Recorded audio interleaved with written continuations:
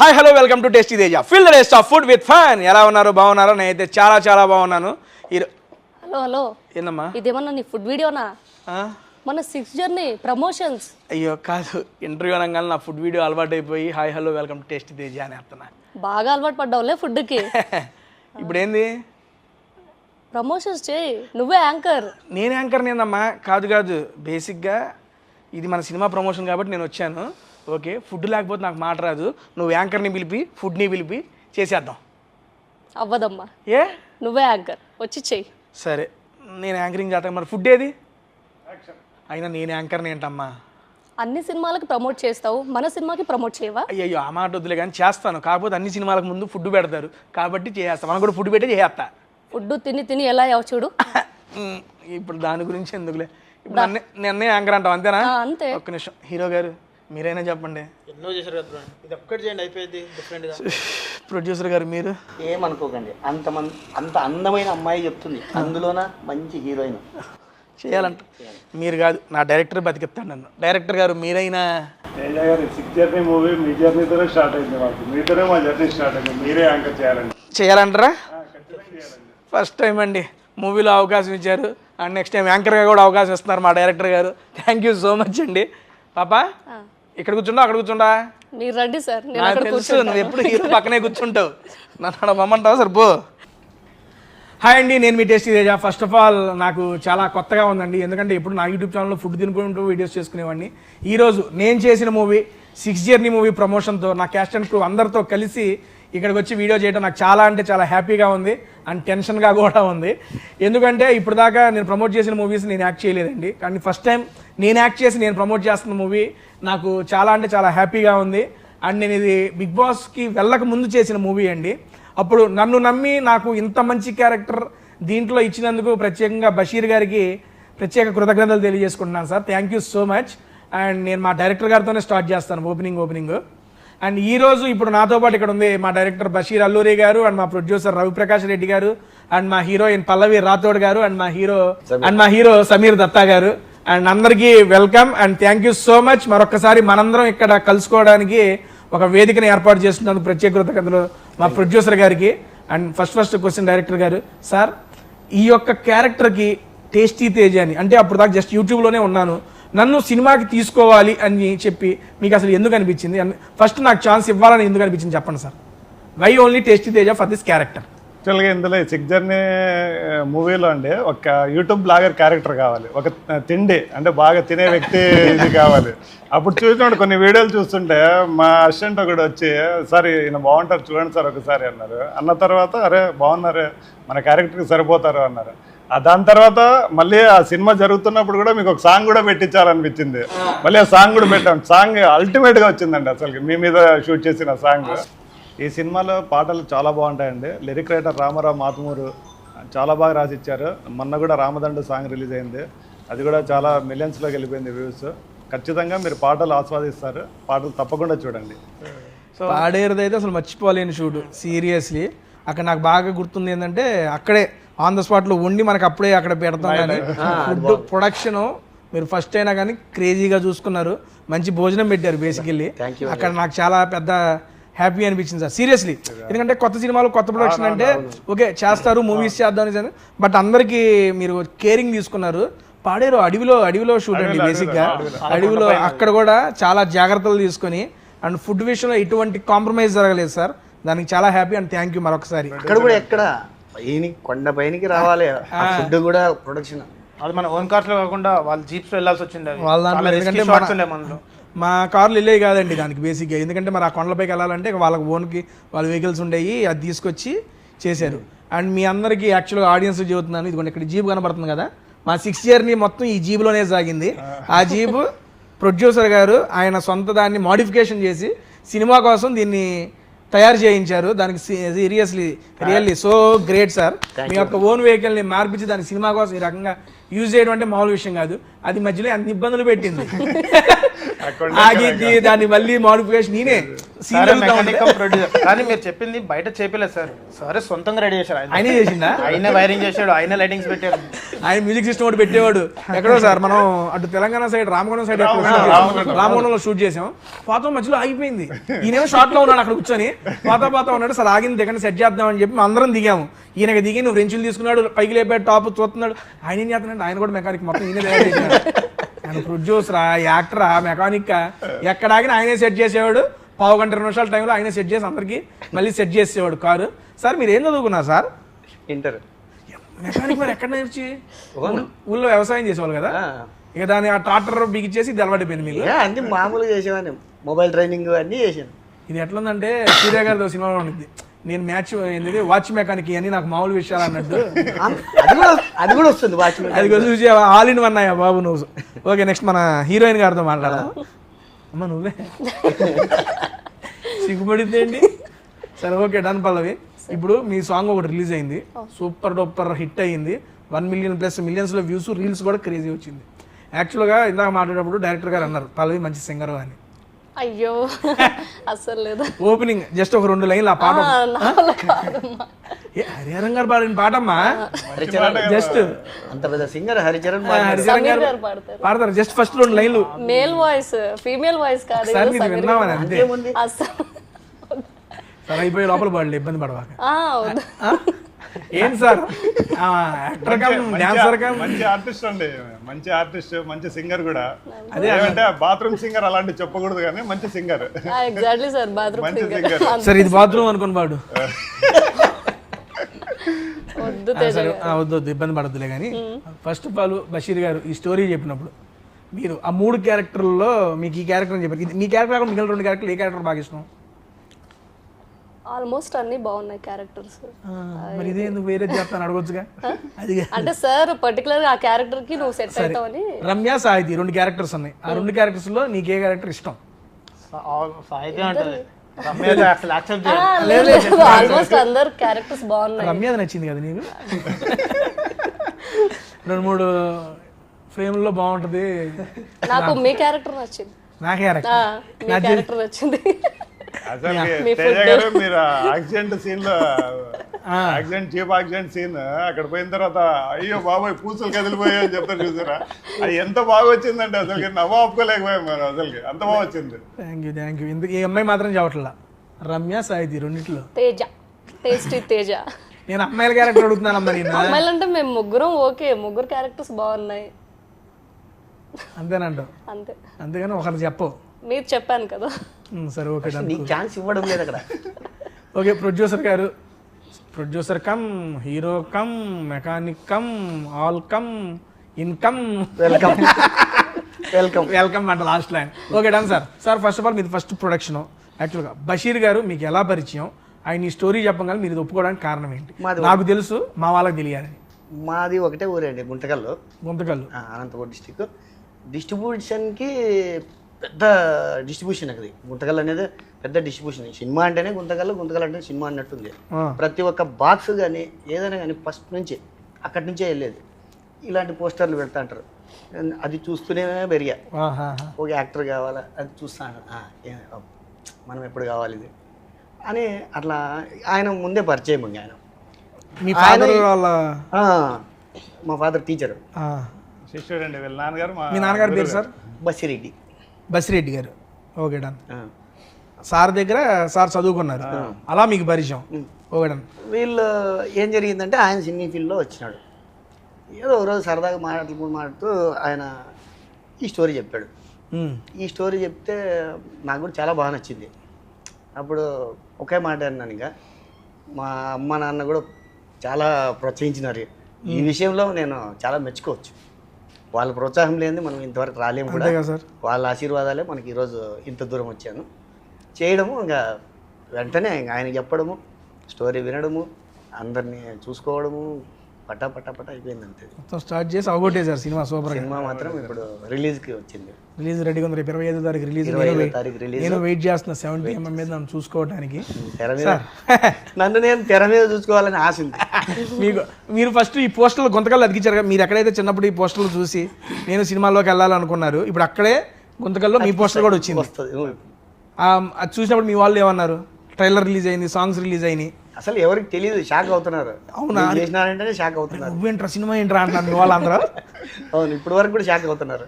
లేదు సార్, ఇప్పుడు ఫస్ట్ మీకు ఈ ట్రైలర్ మీ నాన్నగారికి చూపించినప్పుడు మీ నాన్నగారి రియాక్షన్? చాలా బాగుంది. మా నాన్నగారు చాలా సంతోషపడ్డారు.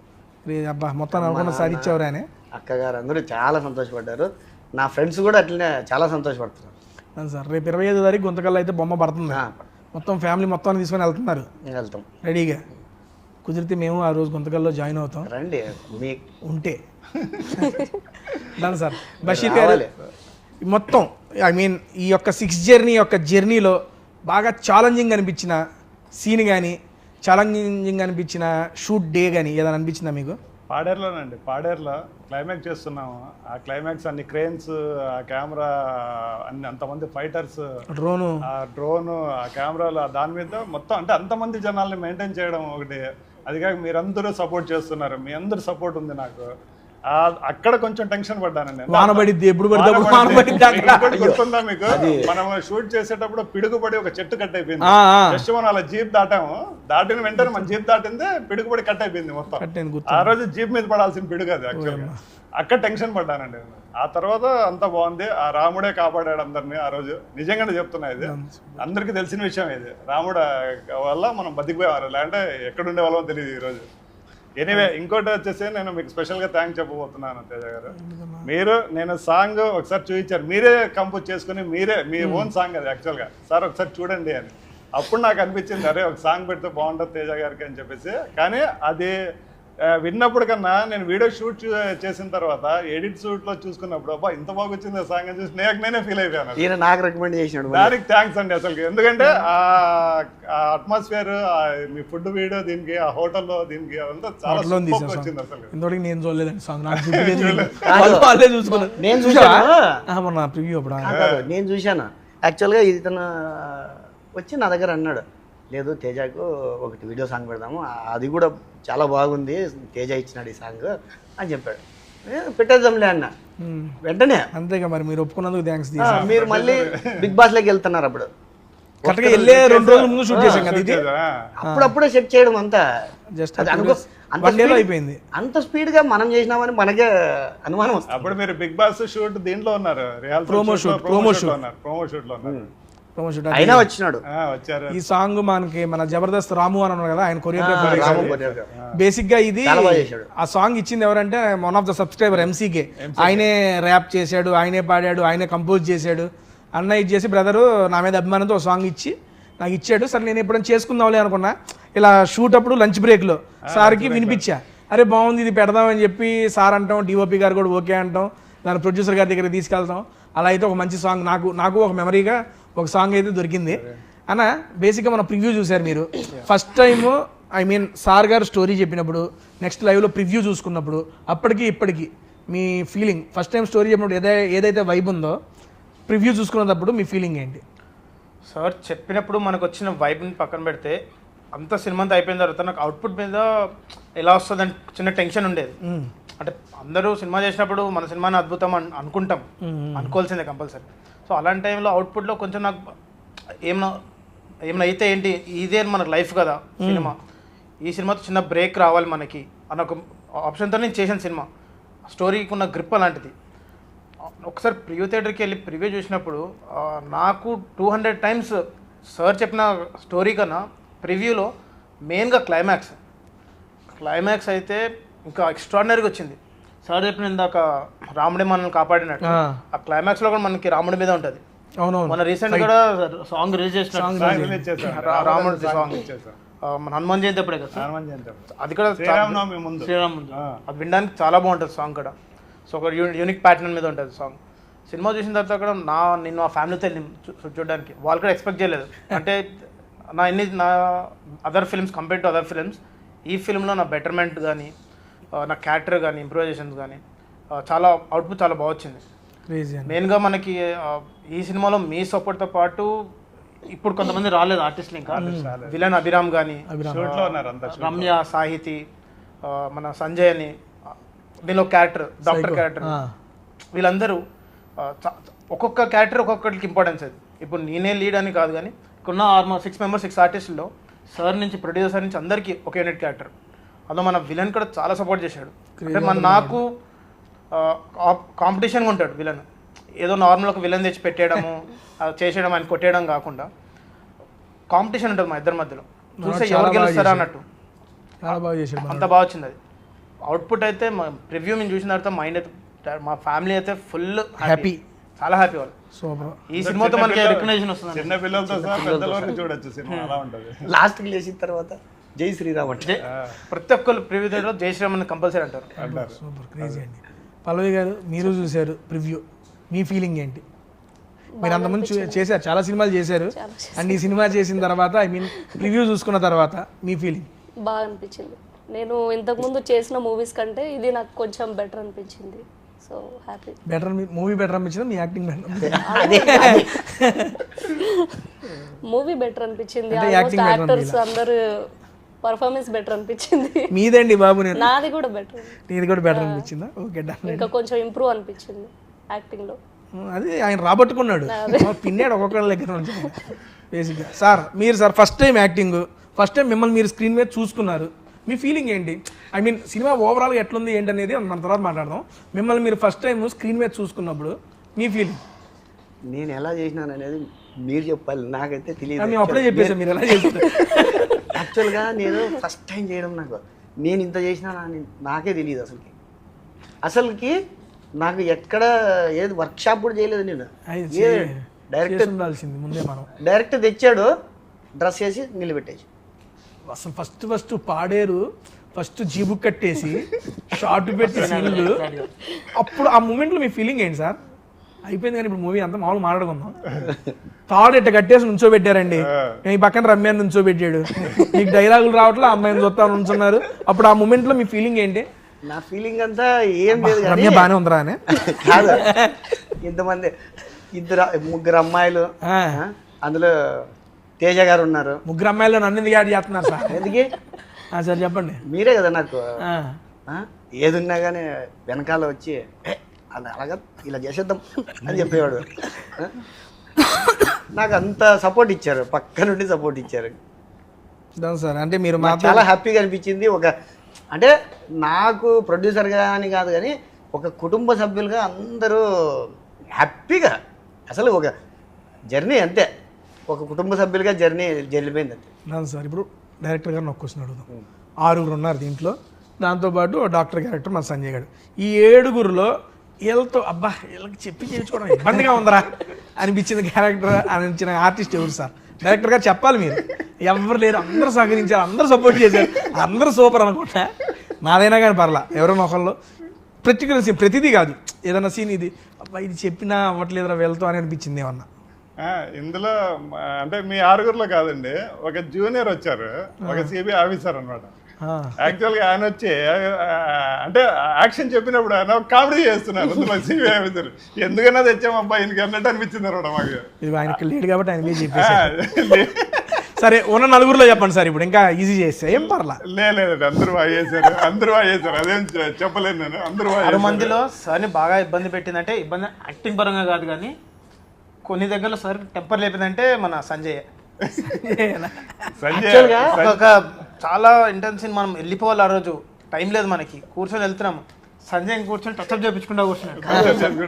యాక్చువల్గా ఈ సినిమాలో యాక్చువల్గా సంజయ్ క్యారెక్టరు మన తారక్ సార్ది. ఇది తారక గారు ఆయనది. ఇది ఆయన ఓకే చెప్పేశాడు, షూట్ కూడా స్టార్ట్ కావాల్సింది, అది ఏదో సంథింగ్ అలా జరిగిపోయింది.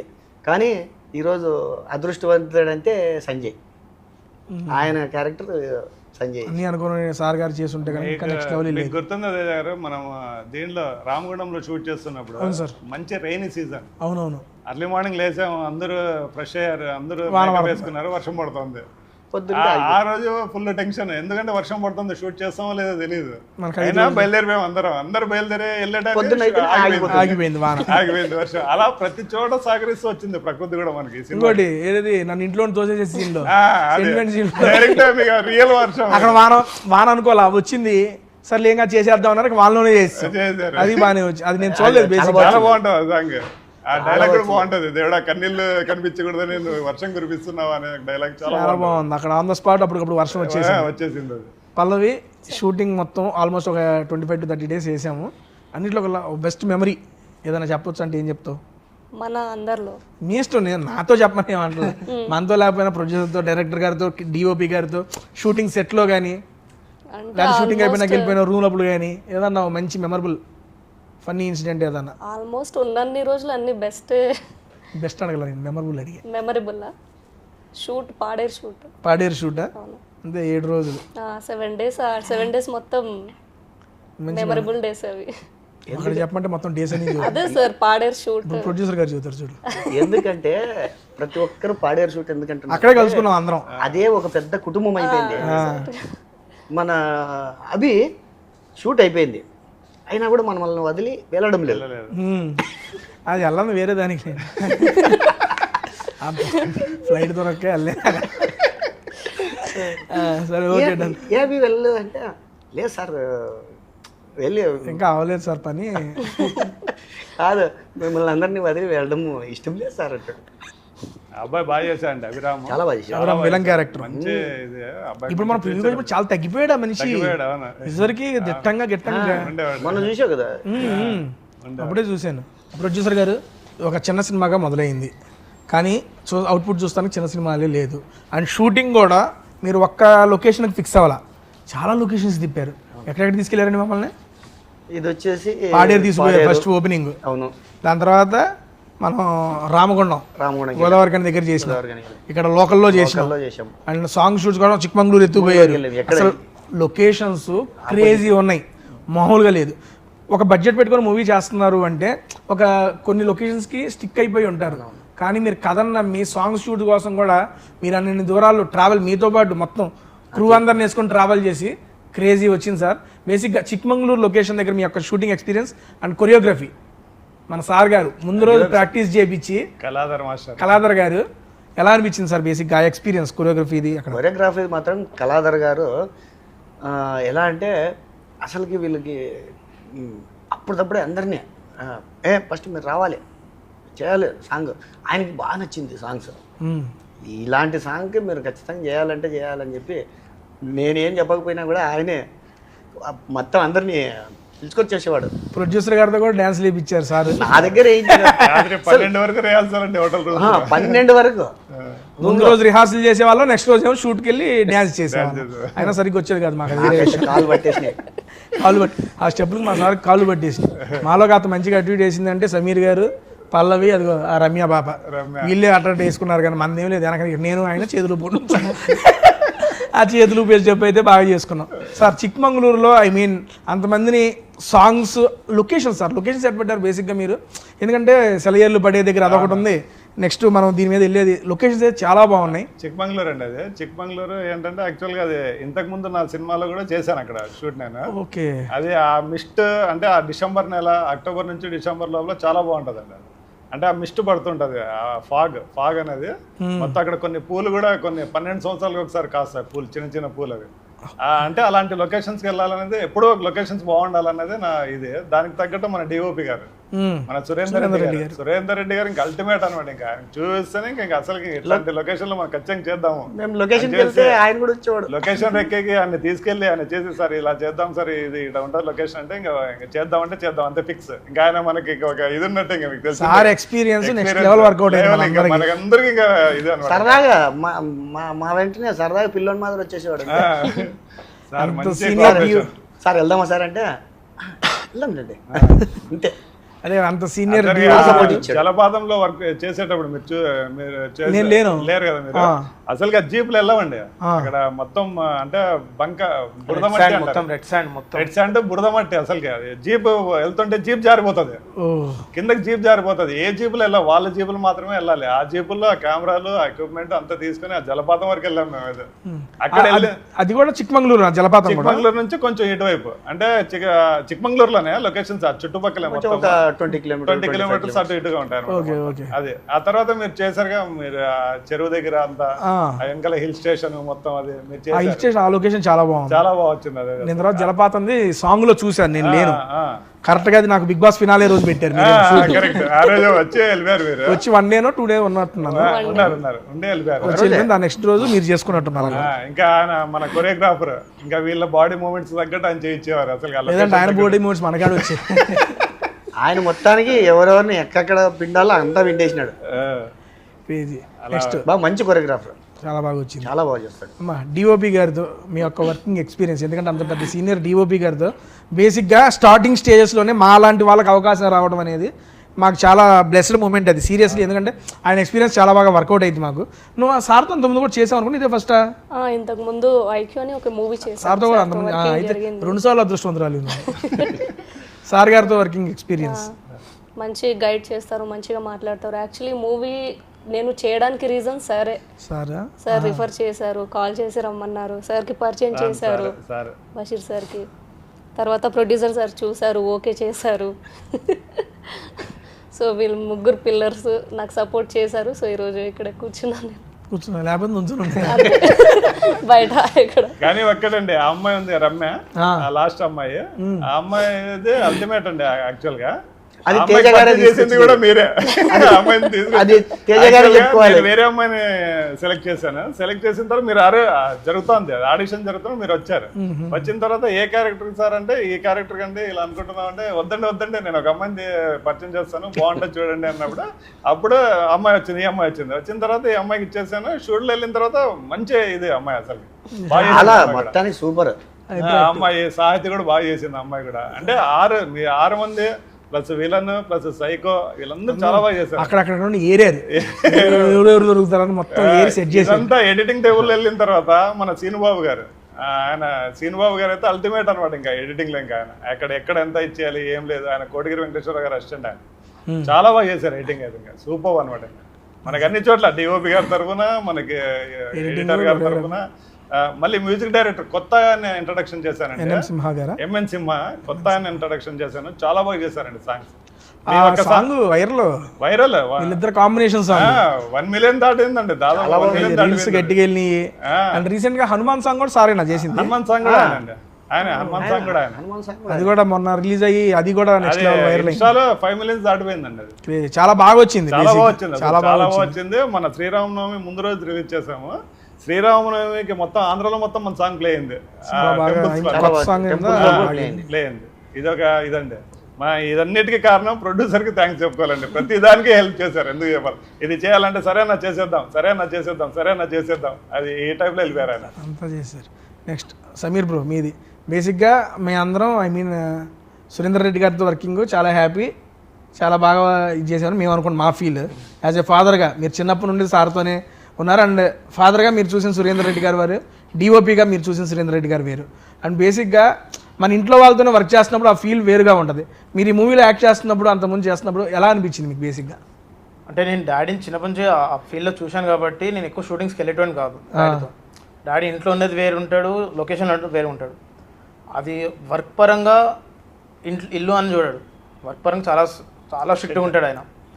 మనకు ఏం చేయలేదు, తప్పు చేసామంటే కొడుకని చూడాడు, ఎవరిని చూడాడు. తిట్టడం అయితే కామన్, తిడతాడు.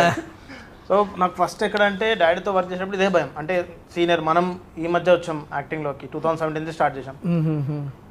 డాడీతో వర్క్ చేయాలంటే కొంచెం భయం వేసింది. పెద్ద పెద్ద హీరోలతో పెద్ద పెద్ద సినిమాలు చేసిన ఆయన. అవునవును. మనం కొత్త చేసినప్పుడు చిన్న చిన్న మిస్టేక్స్ ఉంటాయి మనకి, అంటే నెంబర్ ఆఫ్ టేక్స్ అవుతాయి. వాళ్ళు తెలుసా రియల్ వాల్యూస్ ఏంటి, మన ఎన్ని టేక్స్ చేస్తే ప్రొడ్యూసర్ ప్రొడక్షన్ వాల్యూస్కి నెంబర్ ఆఫ్ టేక్స్ చేస్తే ప్రొడక్షన్గా లాసే కదా.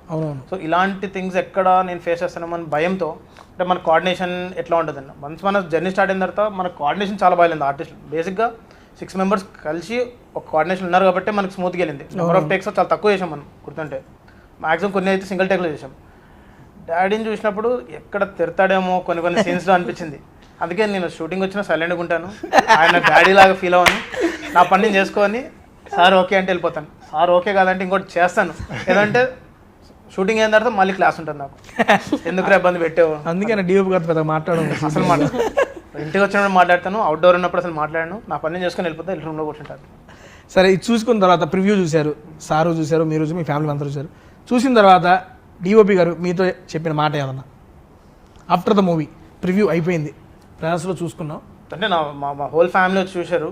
చూసిన తర్వాత నా కంపేర్డ్ ప్రీవియస్ ఫిలిమ్స్ కొంచెం నాకు కెమెరా కాన్షియస్ ఉండేది, అంటే మొత్తం అని చెప్పాను కానీ లైట్గా యాజ్ అ బిగినర్ సో ఉండేది. ఈ ఫిలింలో బషీర్ సార్కి నాకున్న ర్యాప్ అంటే చాలా 2-3 months కదా సార్ మన జర్నీ చేసింది. దాంట్లో చాలా షేర్ చేసుకున్నాం.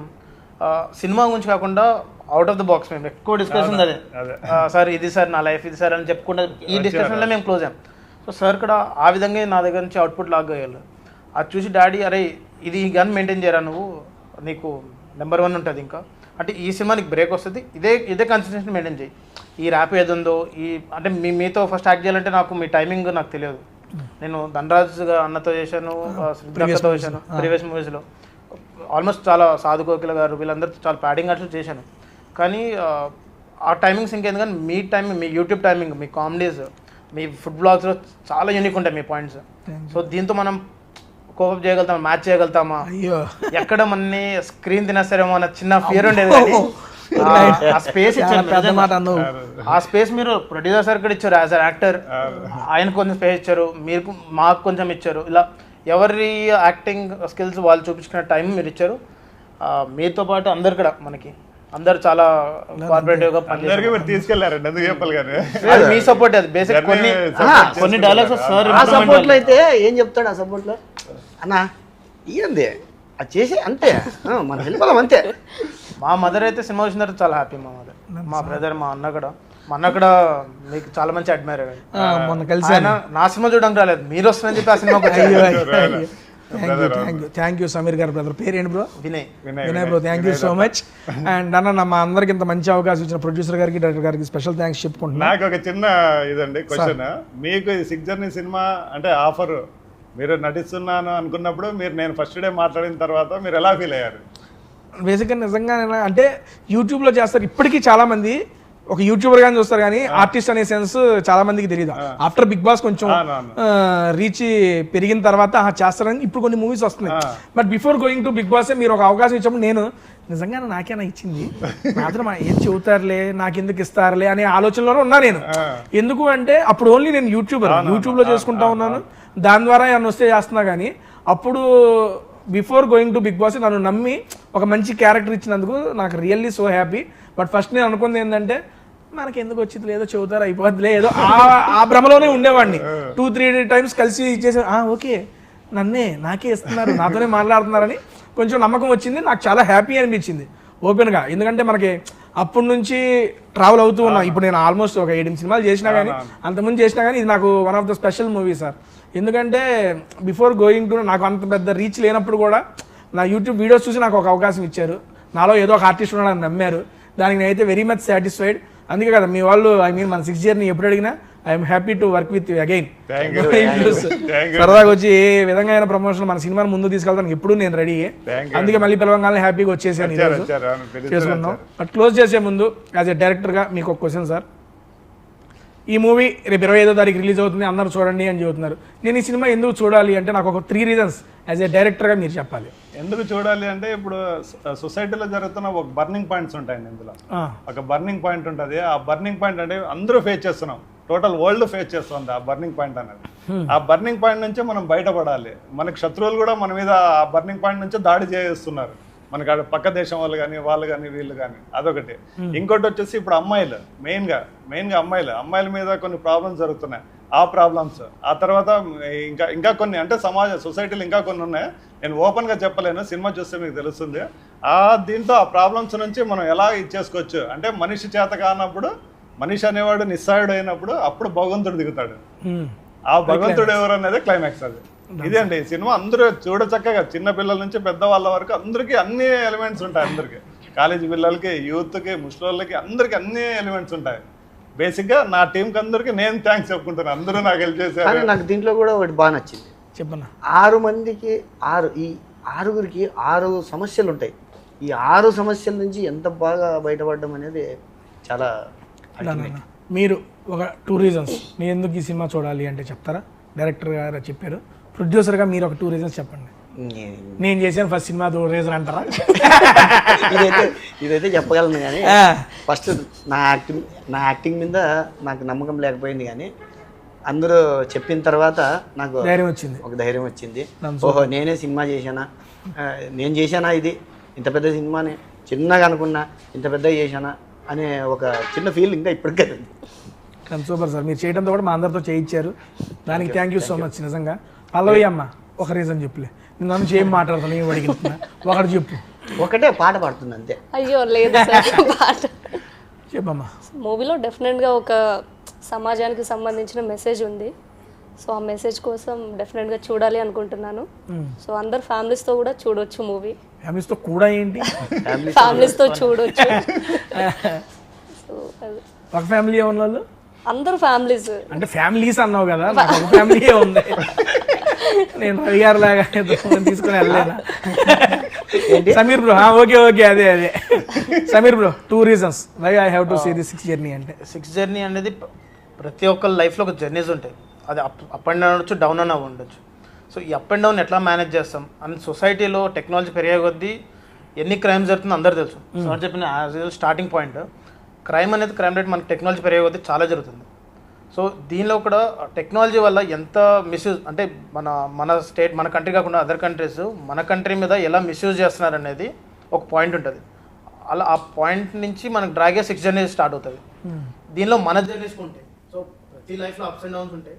ఒక ఫ్యామిలీ, హోల్ ఫ్యామిలీ చూసేలాగా పిల్లల నుంచి పెద్దవాళ్ళ దాకా వచ్చి చూసి ఎంజాయ్ చేసి సినిమా వెళ్తారు. అంటే వాళ్ళకి తెలిసిన సొసైటీలో ఇలాంటివి జరుగుతున్నాయని టెక్నాలజీకి, ఫోన్స్కి కరెక్ట్ దూరంగా ఉండేలాగా ఒకటి. ఇప్పుడు బేసిక్గా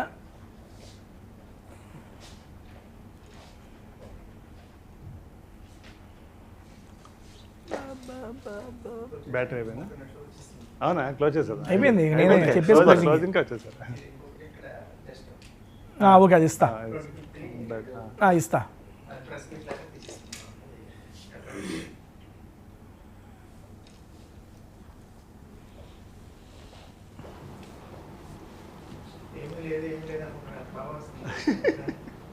ఏందన్నా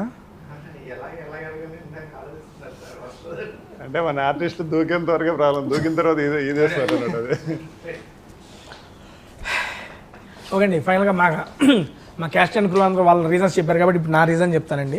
బేసిక్గా ఈ మధ్యకాలంలో చాలా కొత్తదనంలో వచ్చిన ఏ ఒక్క సినిమానైనా తెలుగు ప్రేక్షకులు బాగా ఆదరిస్తారు. అలాంటి ఒక కొత్త యూనిక్ పాయింట్తో వస్తున్న మూవీయే ఈ 6th journey. అండ్ దీంట్లో ఇంకా మేజర్గా ఏంటంటే ఒక 6 జర్నీ, వీళ్ళందరికీ ఇండివిజువల్ యూనిక్ జర్నీస్ ఉంటాయి. అవన్నీ కలిసి ఒక చోట చేరి అన్నిటికీ పరిష్కారం ఎలా వచ్చింది, వీళ్ళందరి జర్నీలో వాళ్ళ స్నేహం ఎలా ఉంది అనేది ప్రతిదీ మనకి ఈ యొక్క 6th journey మనం చూడొచ్చు. అండ్ దాంతోపాటు మంచి మంచి సాంగ్స్, లొకేషన్స్, చాలామంది కొత్త ఆర్టిస్టులు ఉన్నారు. మేము అందరం కొత్త ఆర్టిస్టులు. మా అందరితో కొత్త ప్రొడ్యూసర్ గారు రంగంలోకి దిగి మా యొక్క డైరెక్టర్ గారు అండ్ డిఓపి గారి ఎక్స్పీరియన్స్తో మా అందరితో చాలా బాగా చేశారు. ఈ మధ్యకాలంలో వస్తున్న చాలా మూవీస్ నేను చూశాను, చాలా మూవీస్ ప్రమోట్ కూడా చేస్తున్నాను. అండ్ ఉన్న వాటిల్లో వన్ ఆఫ్ ద బెస్ట్గా ఈ మూవీ నిలిచిద్దని చెప్పి నేను మనస్ఫూర్తిగా కోరుకుంటున్నా. నా రీజన్స్ అయితే ఇవి. మీరు తప్పనిసరిగా April 25వ తారీఖు మీ దగ్గరలో ఉన్న థియేటర్స్లో మా యొక్క 6th journey మీ ముందుకు వస్తుంది. మీరందరూ చూసి మా యొక్క టీం మొత్తాన్ని ఆశీర్వదించాలని చెప్పి మనస్ఫూర్తిగా కోరుకుంటున్నా. థ్యాంక్ యూ సో మచ్ అండి. అండ్ April 25వ తారీఖు మూవీ థియేటర్లో అయితే కలుసుకుందాం. అండ్ ఫైనల్గా మీ మాటల్లో మన సబ్స్క్రైబర్స్ వచ్చేస్తుంది, మన ప్రేక్షకులకి మీరు మన మూవీ గురించి మీ మాటల్లో. April 25న 6th journey movie release అవుతుందండి. కుటుంబ సమేతంగా అందరూ యూత్తో కలిసి చూడండి. సినిమా చాలా బాగుంటుంది. ఈ జర్నీ సినిమా అనేది ప్రతి ఒక్కరి లైఫ్లో జర్నీ ఉంటుంది. ఆ జర్నీని మన 6th journey సినిమా తప్పకుండా 25వ తేదీ అన్ని థియేటర్స్ ఆల్ ఓవర్ వరల్డ్ వైడ్గా రిలీజ్ అవుతుంది. తప్పకుండా చూడండి. ప్రొడ్యూసర్ గారు మన గుంతకల్లు ప్రజానికంతో గుంతకల్లు ప్రజలకు అందరికీ అంటే వేరే వాళ్ళు చూడొద్దా? ఓకే చూస్తున్నారా? మామూలు చెప్పండి సార్, ఊరిని అనాలి. గుంతకల్లు ప్రజలకు, నేను గుంతకల్లు వాడిని, గుంతకల్లు ప్రజలందరూ నా సినిమాని చూసి ఆదరించి ఆశీర్వదిస్తారని మనస్ఫూర్తిగా కోరుకుంటాను. అలాగే టోటల్గా రిలీజ్ కాబోతుంది 25న, April 25న.